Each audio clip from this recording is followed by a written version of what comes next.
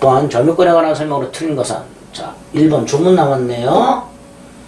208조 2항 점유권에 기초한 소송과 본권에 관한 별무권에 기초한 소송은 본권에 관한 이유로 재판할 수 없다. 2번 197조 1항 소유의 의사로 점유, 선의로 점유, 평온하게 점유, 공연하게 점유. 추정이죠. 무과실 점유는 추정되지 않는다 그랬고요. 3번 198조 전후 양시 점유 사실이 있으면 그 점유는 계속한 것으로 추정. 4번 200조 점유자가 점유물에 대하여 행사하는 권리는 적법하게 보유한 걸로 추정. 5번 1번이 틀렸군요. 있다라고 된 거 없다죠. 5번 전세권 임대차 등의 관계 뭐죠? 점유 매개 관계.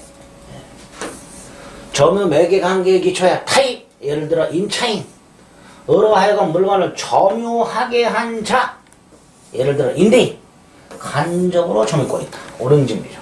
194조 전부 조문이네요. 그죠? 전부 조문. 7번 점유권에 관한 설명으로 틀린 것을 고르라.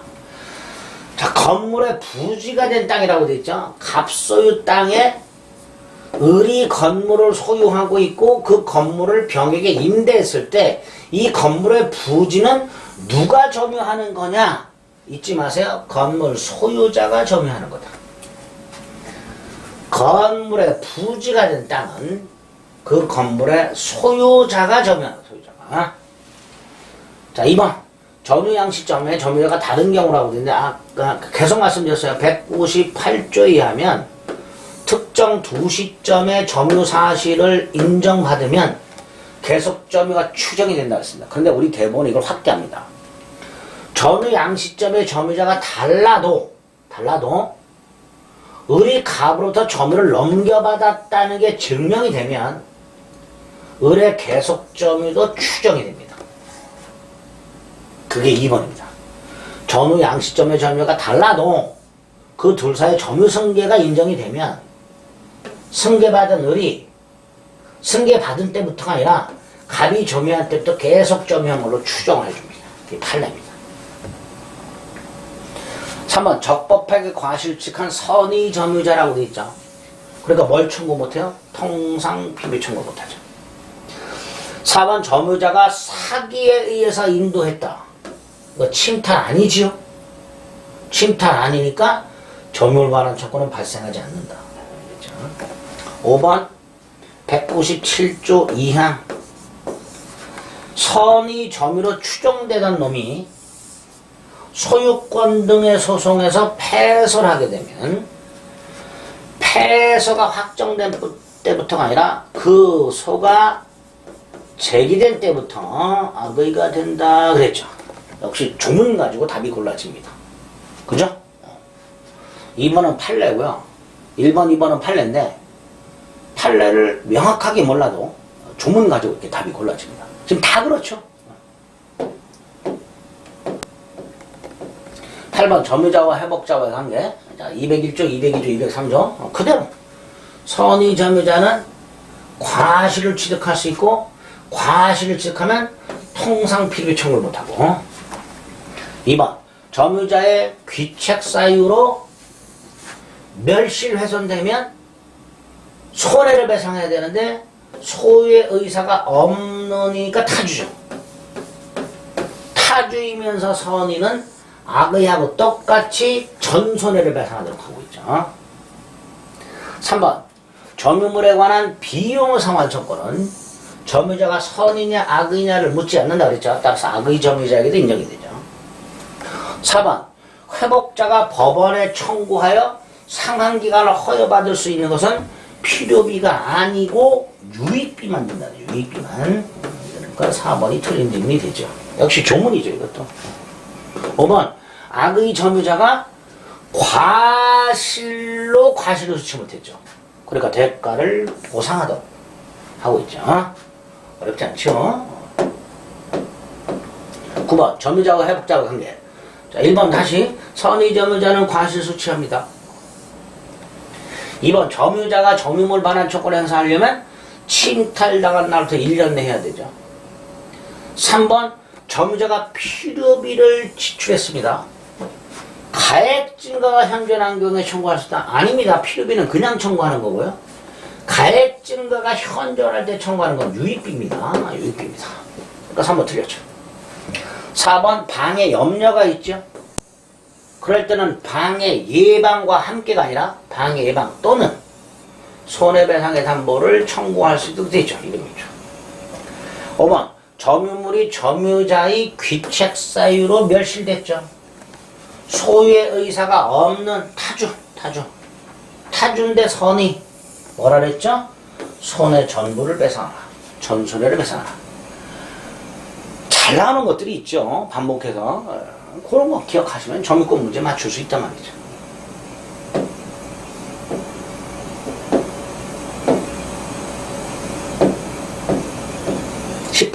점유자 회복자 관계. 자, 점유권에서 제일 중요한 게 점유자와 회복자라 그랬죠.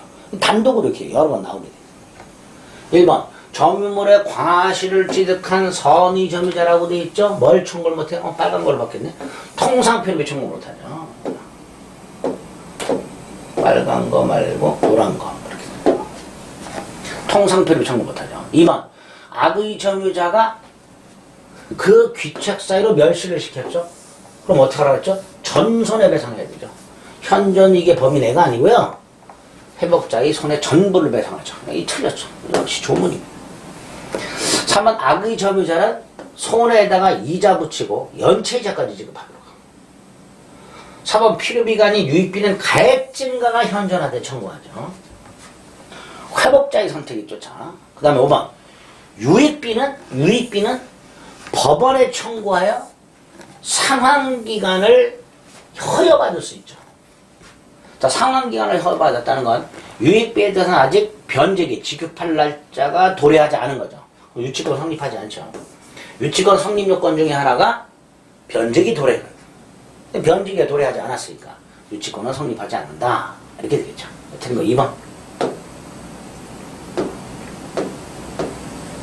12번. 또 나왔네. 징그러 죽겠네. 아주. 점유자 회복자 관계. 선의 점유자가 과실을 수취했습니다. 통상필요비 청구 못합니다. 자, 이행지체로 매매계약을 해야겠다 이렇게 생각하시면 돼요.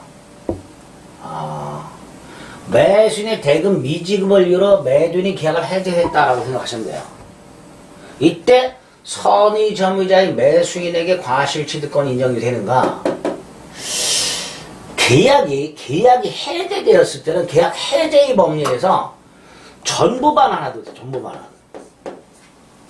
이 원상회복입니다. 다시 말해서 계약이 해제된 경우에는 점유자와 회복자의 관계가 적용이 안 됩니다. 반면에 계약이 무효 또는 취소되었을 때는 적용이 돼요. 구별하시면 돼요. 매매계약이 무효 또는 취소되었을 때 매수인과 매도인 사이에는 점유자와 회복자와 관계가 적용이 되고요. 매매계약이 해제되었을 땐 따로 있어요. 원상회복이라고. 그게 적용이 됩니다. 따라서 해제되었을 때는 점유자와 회복자와의 관계가 적용되지 않습니다. 따라서 2번 X. 자, 3번. 악의 점유자의 귀책 사유로 훼손됐으니까 이익 현존 한도가 아니고 손해 전부를 배상해야 되죠. 네, 틀렸죠. 4번 유익비 지출했죠. 점유자의 선택이 아니고 회복자 선택이 좋자 지출액 또는 증가액 상환을 청구할 수 있도록 되어 있습니다. 자, 5번은 2번과는 달리 계약이 무효가 됐죠. 그죠? 자, 이때 매수인이 필요비를 지출했습니다. 그럼 당연히 매수인은 비용 상환을 청구할 수 있겠죠. 점유자와 회복자와의 관계가 적용이 되기 때문에 청구할 수 있다. 이렇게 될 겁니다. 그럼 1번 틀렸고 2번 틀렸고 3번 틀렸고 4번 틀렸으니까 5번이 되죠. 5번은 계약이 무효이기 때문에 점유자와 회복자와의 관계가 적용이 되고 점유자가 비용을 지출했다면 그 회복하는 사람에게 그 비용 상환을 청구할 수 있게 됩니다. 5번이 옳은 질문이 되겠죠. 12번이 사례 형태로 나왔네요. 갑은 그의 X 건물을 을에게 매도하여 점유를 이전하였고, 자, 을이 일단 점유자입니다. 을은 X 건물을 사용 수익하면서 자, X 건물을 사용 수익했다라는 말은 과실을 수취했다 이런 뜻입니다. 사용 이익이 있다 이런 뜻이에요. X 건물의 보존 비용은 필요비고요. 개량 비용은 이제 유익비가 됩니다. 그런데 계약이 무효예요. 그러면 각과의 사이에는 점유자와 회복자와의 관계가 적용이 되는 거예요. 점유자와 회복자의 관계. 자, 1번. 그대로 201조, 202조, 203조를 대입하면 됩니다. 을이 악의이기 때문에 과실 수취 안 되죠. 자, 2번. 자, 문제사가 을이 건물을 사용 수익했다라는 말을 뭘로 바꾸자? 과실을 수취했다고. 과실을 수취했고 을이 선이니까 을은 통상 필요비는 청구할 수가 없다가 되겠죠. 자, 3번. 을이 유익비를 주체했고요. 가액 증가가 현존해요. 그럼 을은 갑에게 유익비 상환을 청구할 수 있다. 옳은 말이죠. 4번. 선의의 을이니까 과실 수취할 수 있죠. 과실 수취한다는 건 뭐예요? 점유 사용으로 인한 이익. 이게 과실이죠. 이거를 갑에게 돌려줄 의무가 없다. 이런 뜻이죠. 자, 5번. 을의 비용 상환 조건은 비용을 지출할 때 즉시 이행기가 도래한다. 즉 비용을 지출했을 때 바로 갑에게 청구할 수 있다. 아닙니다. 을의 비용 상환 조건은 저 건물을 반환할 때 필요비가 됐든 유익비가 됐든 점유물을 회복자한테 반환할 때 청구할 수 있습니다. 즉 점유물을 반환할 때가 이행기 도래입니다.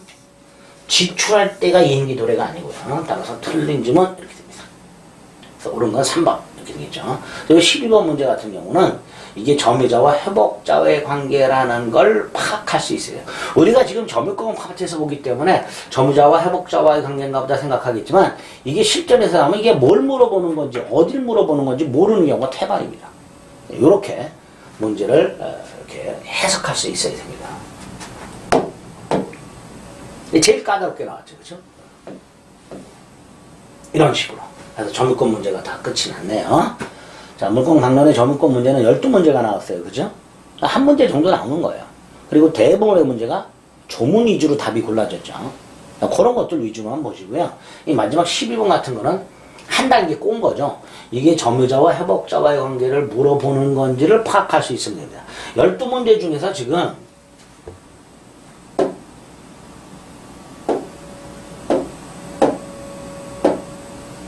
8번부터가 점유자와 회복자와 8, 9, 10, 11, 12 5문제가 점유자와 회복자와의 관계를 물어보는 문제였어요. 그죠?